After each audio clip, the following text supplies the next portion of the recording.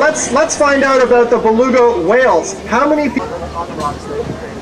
And the whales are taking up their stations. Over on the left-hand side, we have Christine working with Keela. Keela is an 8-year-old female, just celebrated her 8th birthday and was born here at the aquarium in 1995. Working with Keela's mom is, who is that over there? Anyways, there's Kelty over there. Hi, Kelty. All I can see is Lisa. Kelty's working with Aurora. Aurora is Keela's mother. Aurora is also the mother of young Tuvak, the little gray whale working with Lisa out there on the bridge.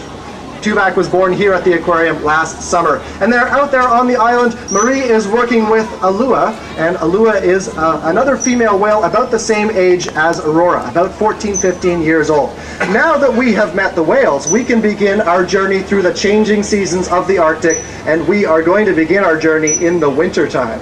And in the winter, there is no end to the Arctic ice. Snow and ice and cold, it makes for a very difficult place to survive. In fact, there are only 3 types of whales that can survive an Arctic winter. The gigantic bowhead whale, the unicorn.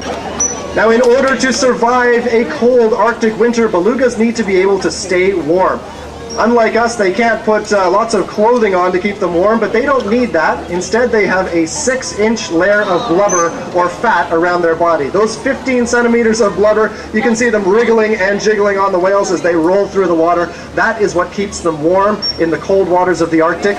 You will also notice that they have smaller pectoral flippers on the side and smaller tail flukes at the end. Just like us, when we go out into the cold, the first part of us to get cold are our hands and our feet. It's the same with the whales, and that's why they have smaller appendages. And we're going to get a great look here at the tail flukes on Alua out there on the island. Have a look at that. Now, fortunately, winter does not last forever. Soon the days begin to get a little bit longer, the snow and ice begin to melt, and spring arrives in the Arctic. And with the arrival of the spring, so too arrive the beluga whales. Now, this is a very special time of year. If you are up in the Arctic at this time of year, you may see pods of dozens or even hundreds of beluga whales porpoising through the water, just like that. Wow, and I'm not hearing too many oohs and ahs from our audience today. I'll just let you know that these whales can weigh several thousand pounds each, and I challenge any of you to try that if you weighed 1,000 pounds each. This high energy behavior we are seeing from the belugas, feel free to show your appreciation at any point during the show. The whales are working hard today. Now, why do the belugas porpoise? It helps them to see a little bit better, and it also helps them to move more quickly through the water. And once they get onshore, or as they're moving onshore, the springtime can also be a very dangerous time for belugas as well. As the Arctic ice breaks up and shifts and drifts all around the place, it's very easy for a beluga to become trapped in a hole in the ice. They'll come up for a breath, the ice will shift, and they will be effectively trapped. We're going to have a look at seeing how much clearance they can get out of the ice right now. Wow, pretty amazing. Over here on the right-hand side, a great look at Alua. Very, very powerful swimmers.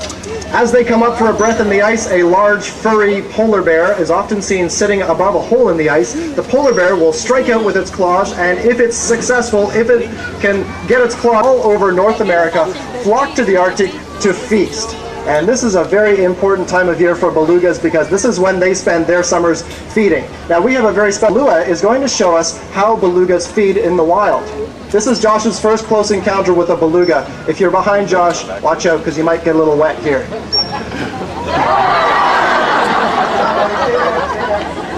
That was a warm-up. We're going to see how much... Josh is looking pretty wet right now, but Alua's not done yet.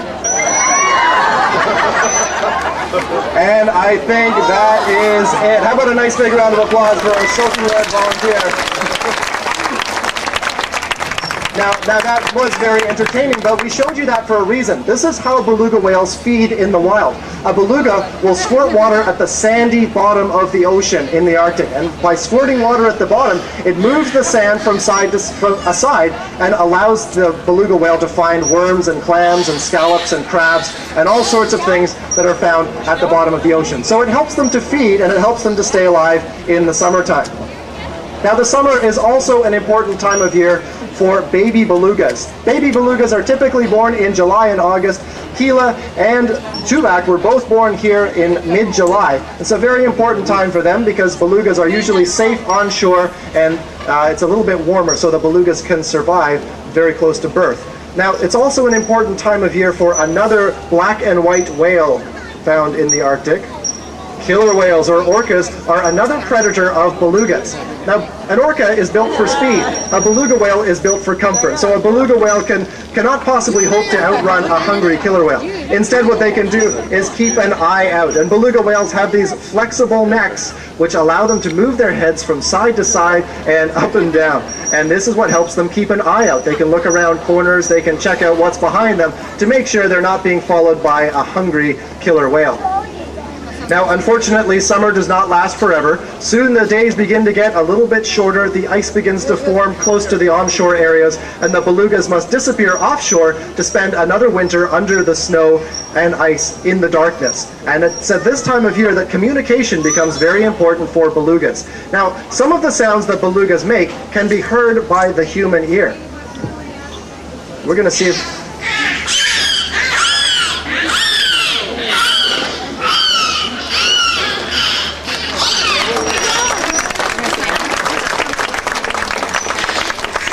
And with a rousing chorus of beluga speak, you've just heard for yourself why beluga whales are affectionately referred to as the canaries of the sea. That wonderful sing-song-like ability.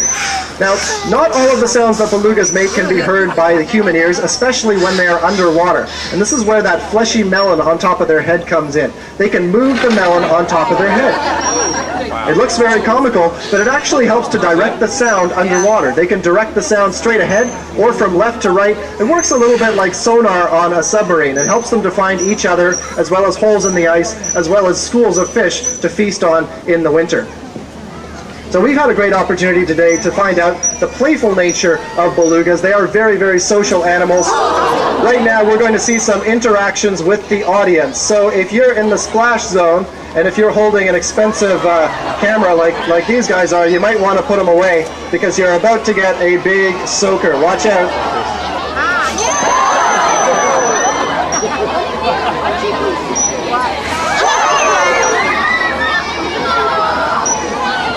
And just a reminder, if you are soaking wet, we do consider it good luck to be splashed by a beluga. Just remember to keep your mouth closed. It's salt water, folks. Doesn't taste very good. Well, we have had a great opportunity today to learn that the life cycle or the life of the beluga is tied to the changing seasons of the Arctic ice. And with one final splash, or maybe two, let's see how wet we can get these guys in the splash zone. All right. Well, unfortunately, folks, we have reached the tail end of our show, so let's give our whales and the trainers a great big round of applause. Thanks for coming out, everybody. We hope you enjoyed the show. Thanks very much.